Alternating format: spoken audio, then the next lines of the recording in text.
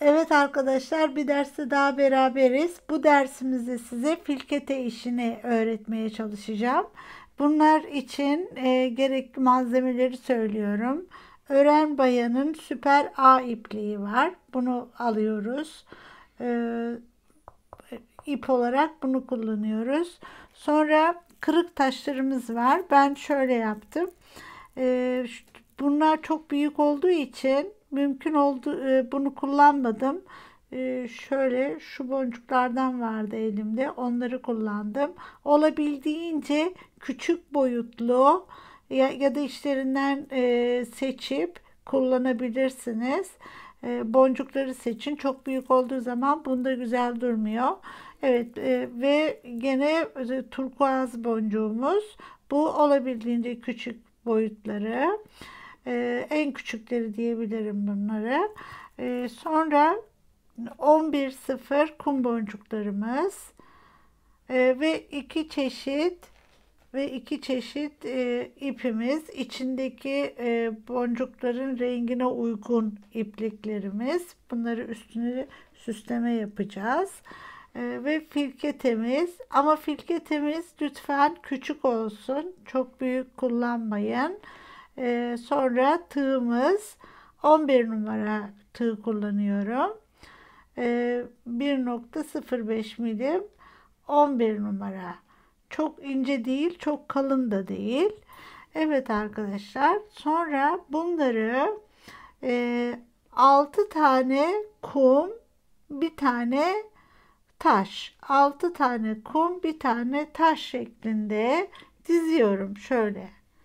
Bu şekilde bunları diziyorum. 6 kum bir taş.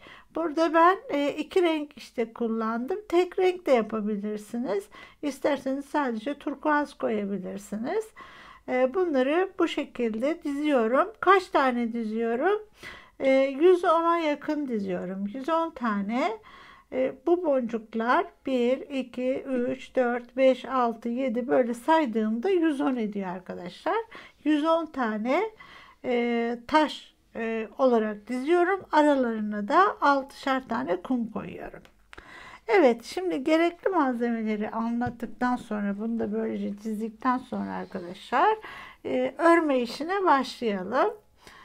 Şimdi ilk etapta şunu yapıyorum. Şöyle bunu getirip buraya bağlıyorum. Yani sizin yapabileceğiniz şekilde anlatmaya çalışıyorum hep. Ve hiç bilmediğinizi düşünerek anlatmaya çalışıyorum arkadaşlar. Şimdi bunu buraya bağlıyorum. Şimdi tabii biz de öğretmen olduğumuz için tabii öğrencilerim de bunları bilmeyerek başlıyorlar kursa. Orada nasıl öğretiyorsam burada da onu yapmaya çalışıyorum. Şimdi bunu bu şekilde bağladım böyle. Sonra arkadaşlar bu şu şekilde duruyor. Şöyle indiriyorum aşağıya. Buradan bakın, ön taraftan ipim arkada. Böyle çekiyorum. Bir tane ilmek alıyorum. Buraya sıkıştırıyorum. Bunu böyle yapıyorum bakın. İlmeğimi büyüttüm biraz. Arkadan geliyorum. Buraya takıyorum. Çevirip bakın, şimdi tekrar yapalım.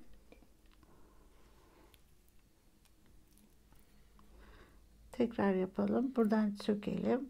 Buradan alıyorum. Geliyorum. Bir tane ilmek alıyorum. Sıkıyorum. Bunu yaptıktan sonra şöyle bakın, bu arkadan getiriyorum. Buraya koyuyorum. Döndürmeden önce burada sırada ne varsa arkadaşlar onu yerleştiriyorum. Bakın şimdi buraya sırada boncuğum var böyle. Büyük kırık taşım var. Bunu koyduktan sonra dönüyorum. buradan geliyorum. Bunu çekiyorum. Ve şunun içine batıp buradan tekrar ikisini bir sıkıştırıyorum. Şimdi bunu yine döndürmeden önce 6 tane kumumu buraya yerleştiriyorum. Sonra bunu çekiyorum. Arkadan giriyorum böyle. Döndürüyorum şimdi. Bir tane alıyorum. Ve bakın taşın içine şöyle şuradan taşın içine girip ikisini bir çekiyorum. Şu. Şimdi döndürmeden önce burada sırada ne geliyor? Kırmızı boncuğumuz geliyor. Bunu şöyle tutuyorum. Arkadan getiriyorum boncuk koyduktan sonra. Çeviriyorum. Bir tane çekiyorum. Sonra kırmızı boncukların dibine bir tane çekiyorum. Bakın hiçbir şekilde ama boncuk içine girmeyecek. Şöyle duracak. Tekrar ikisini bir çekiyorum. Bu. Şimdi çevirmeden önce kırmızı boncuklarımızı getirip yerleştiriyorum. Buradan giriyorum. Sonra çeviriyorum. Çekiyorum. Sonra bu kırmızı boncuğumuzun içine giriyorum arkadaşlar, ipine. Çekiyorum ve ikisini bir alıyorum. Dikkat etmem gereken şey boncukları önce yerleştirmek, ondan sonra filketeyi çevirmek, sonra da ilmeği çekmek. Bu bir. İkincisi, kum boncukların üst üste gelmesine dikkat etmemiz gerekiyor. Taşların da üst üste gelmesine dikkat etmemiz gerekiyor. Eğer gelmiyorsak örgümüzde veya dizilişimizde bir hata var demektir. Şimdi bunu bu şekildeyim. Geldim, bunu yerleştirdim. Bundan sonra hep aynı işi yapıyorum zaten. Yerleştirdikten sonra şu parmağımla, bu parmağımla taşıma destek oluyorum. Buradan çıktım, buraya girdim. Çeviriyorum. Çekiyorum arkadaşlar. Ve bakın kum boncuklarının dibine batıyorum. Buradan ikisini bir çekiyorum. Şimdi ve örgüyü hep aynı yerde örmeye dikkat edin. Filketenin hep aynı yerinde örmeye dikkat edin. Gerçi bunun her bir yeri aynı ama bazı filketelerde geniş olabiliyor. Bazı yerleri dar oluyor, bazı yerleri geniş oluyor. O zaman düzgün durmuyor. Şimdi hala böyle tutuyorum elimi. Tekrar bunu yerleştirdim. Bakın. Yerleştirdim. Döndürüyorum, arkaya giriyorum. Arkaya girdikten sonra küçültüyorum ilmeğimi. Bakın bu böyleydi ya. Bunu küçültüyorum. Çeviriyorum ondan sonra. Hiçbir boncuk arka tarafa sarkmayacak. Buradan tekrar çekiyorum. Şimdi taşımızın içine batıyorum. Şuraya çekiyorum ve ikisini bir alıyorum. Bu. Buradayken şimdi ne yapıyoruz? Bunu yerleştirdik. Yerleştirdikten sonra biraz büyütüyorum bunu. İlmeği döndürüyorum. Arkadan girdim. Çevirdim. Buradan şöyle yapıyorum. Çektim. Şimdi kırmızı boncukların dibine batıyorum çekiyorum ve ikisini bir alıyorum. Bu.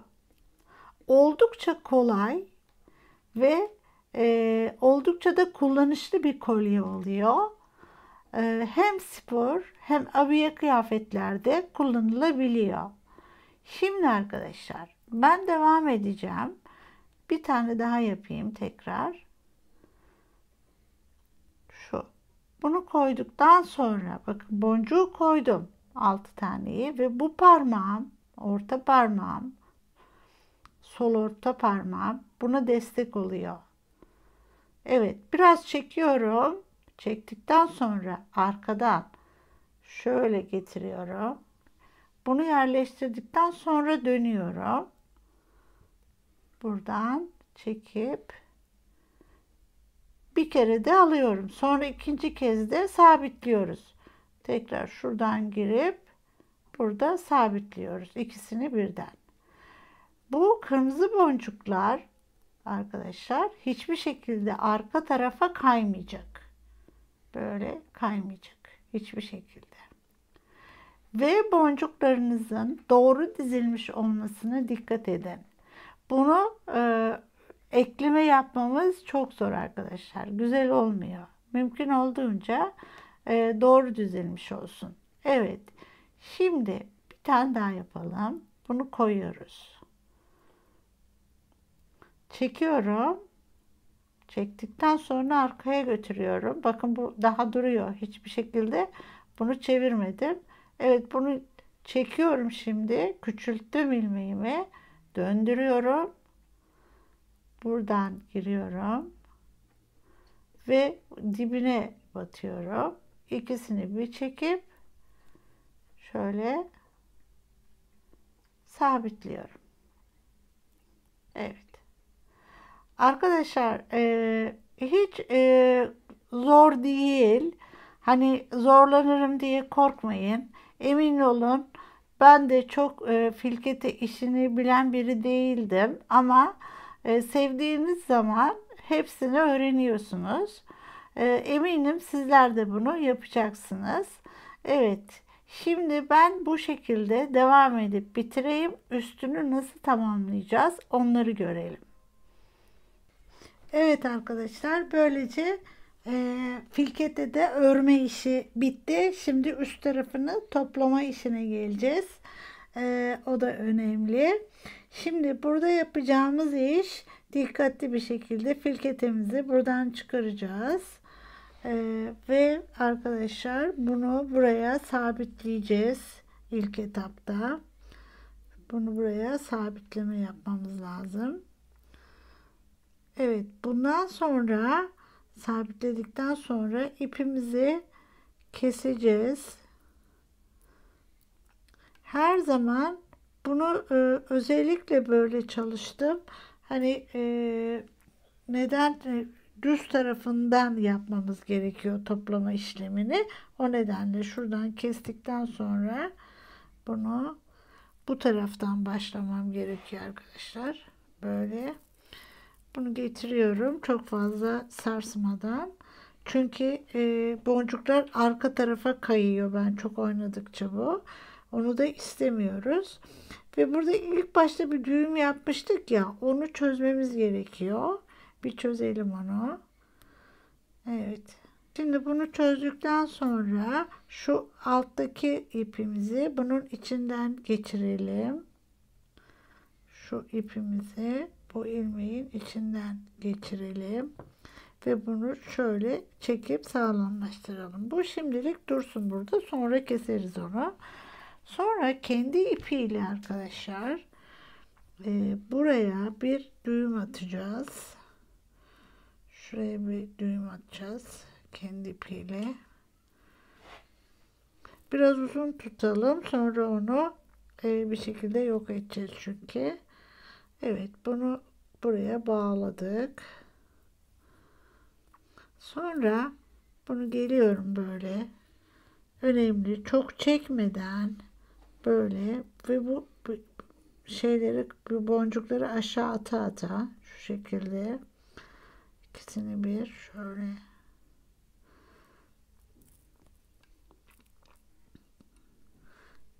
Bu şöyle arkadaşlar. Önce şunu yapalım. Pardon. Şu ve bu.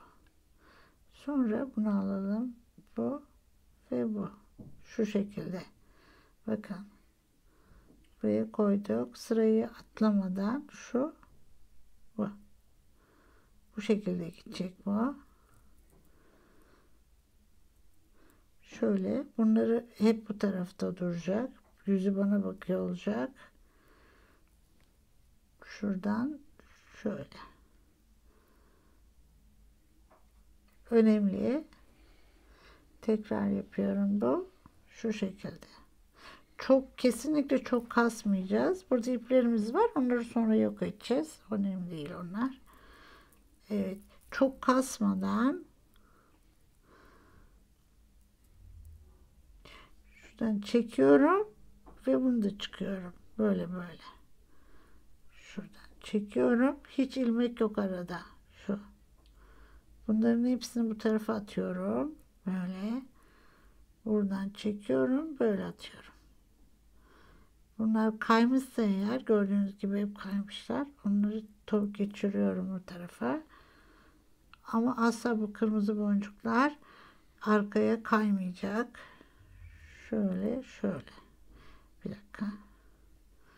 Olmadı tabi. Şuradan şuraya. Bu şekilde.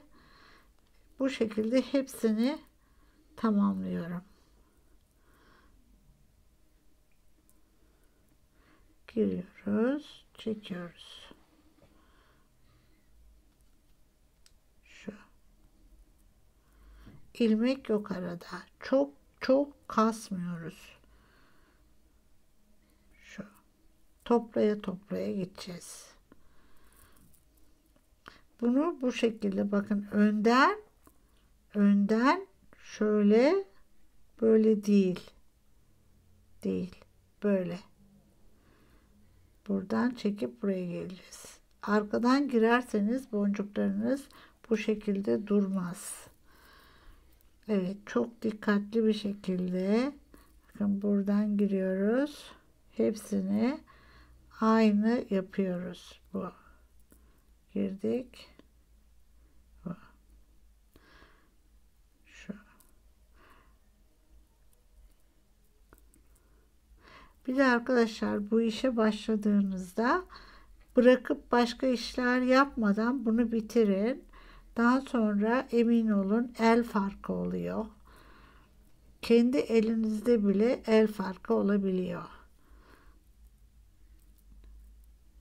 Şuradan devam ediyorum. Bu şekilde. Bakın nasıl dizildi. Bunu alma şeklimiz çok önemli. Artı ipi getirdik buraya bağladık. Çünkü ön yüzü bana bakmalıydı. Ama siz eğer çıkardığınızda örerken ön yüzü size bakıyorsa onu tabii ki buradan devam edebilirsiniz. Ama benimkinde öyle olmadı. Ters başladık. Neden? Çünkü size burayı özellikle göstermek için ters başladım. Buraya bağlamanız gerektiğini anlatmak için. Evet, bu şekilde devam edelim.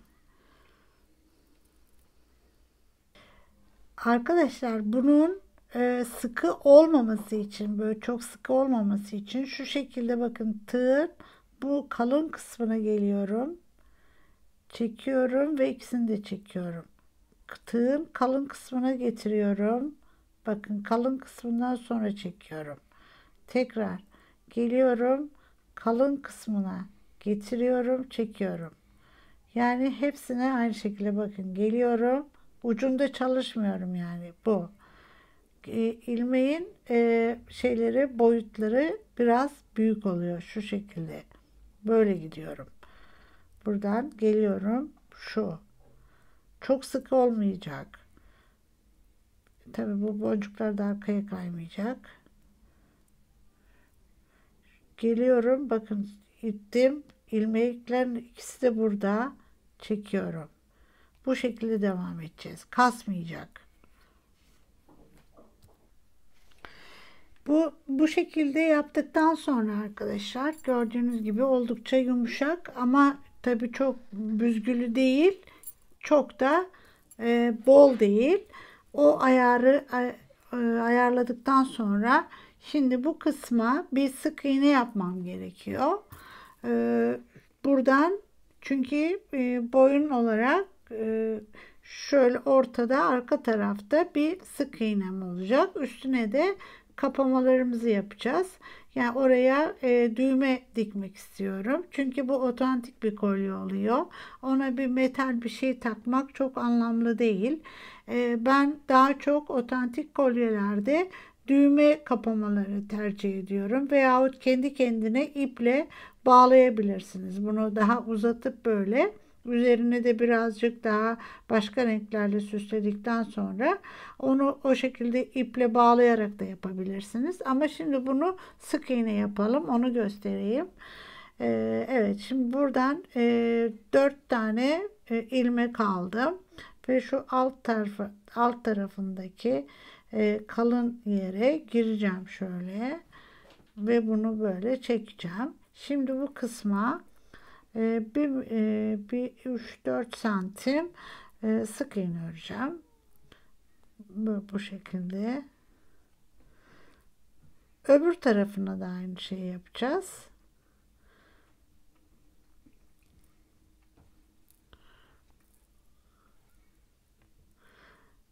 Şöyle.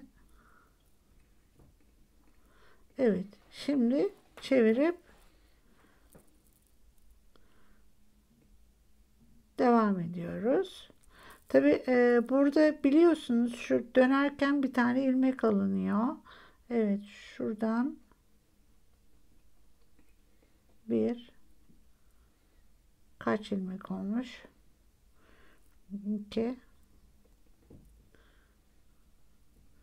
3 ve 4. Bu şekilde bunu uzatacağım ben. Bir tane ilmek alıyorum, dönüyorum. Buradan şu. Gene 4 ilmek sayalım. Sık iğne. 1 2. Bu şekilde bir 3 santim hem burayı hem orayı örelim. Şu kısmı da öreceğiz. Aynı şeyi ipi buradan koparıp buraya ekleyeceğiz ve aynı şekilde yani boynuma göre ayarlayacağım ben arka tarafını. Evet, bir bitireyim ben. Siz de bu şekilde yapabilirsiniz. Evet arkadaşlar, şimdi bunu da bitirdikten sonra 2 tane de düğme ayarladım ben bunlara. Şu şekilde. İçindeki renklerin herhangi birinden ayarlayabilirsiniz. Veyahut sedef düğme de kullanabilirsiniz. Evet, bunları sonra dikeceğiz. Şimdi bunu bu şekilde bırakabiliriz. Ama bir de ben iplerle süslüyorum arada. Değişik iplerle. Şimdi bir de onu göstereyim size. Nasıl yaptığımı. Bu size kalmış bir şey. Yani ister yaparsınız, ister yapmazsınız ama değişik oluyor. Şimdi buradayken ben evet doğru tığ şuradan alıyorum. Bunu buraya bağlayacağız.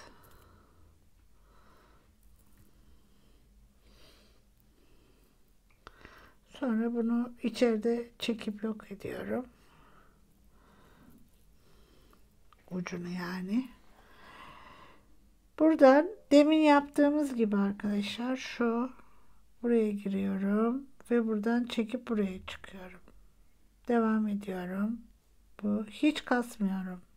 Şu hiç kasmadan şu şekilde. Şöyle.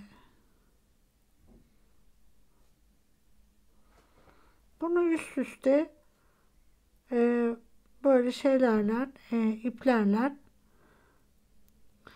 kaç renk olursa olsun değişik duruyor.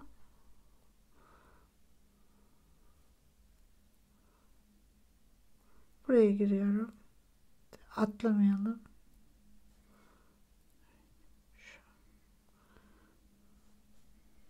Hiç kasma yok. Kasma olmayacak. Tabii takılıyor bu ipler. Böyle dallandığı zaman yapmayın arkadaşlar. Heh, güzeldi. Şuradan.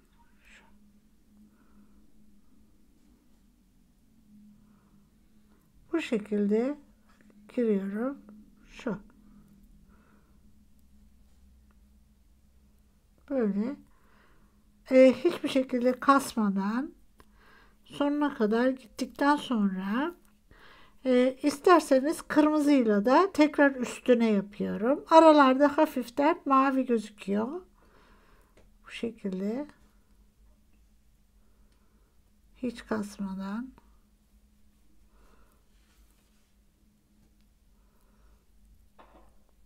Böyle gidiyorum.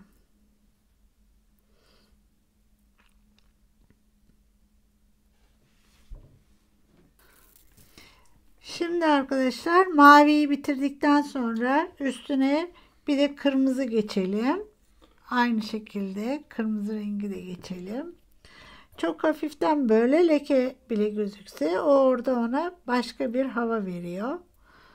Şimdi bunu da yine böyle bağlayalım. Aynı yerine bağlıyoruz. Yani aynı yerde hepsi bağlı. Evet, şimdi buraya geldikten sonra şunu alıyoruz.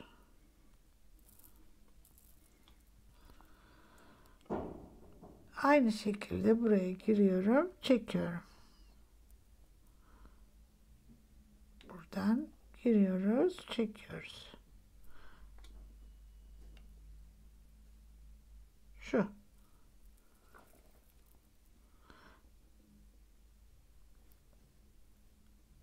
Hiç ama kasmadan.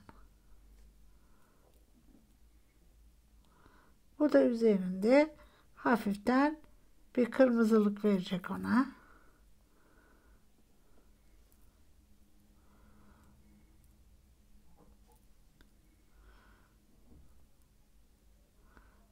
Kasmadan hep aynı yerlere giriyorum.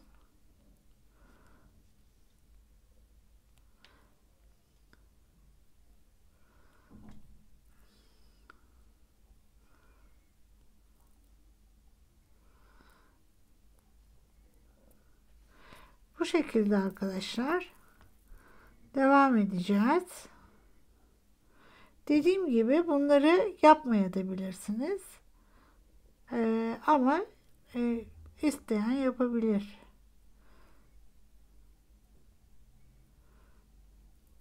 Ve bu şekilde gidiyoruz. Evet arkadaşlar, gördüğünüz gibi kırmızı şeridimizi de geçtik üstüne. Bakın değişik duruyor yakından baktığınız zaman. Çok değişik oluyor yani bu kısmını. Ben seviyorum böyle. İsterseniz siz de yapabilirsiniz. Evet, şimdi bunlar bitti. Düğmemizi de dikelim. Düğmelerimizi de dikelim ve buraya işimizi sonlandırmış olalım.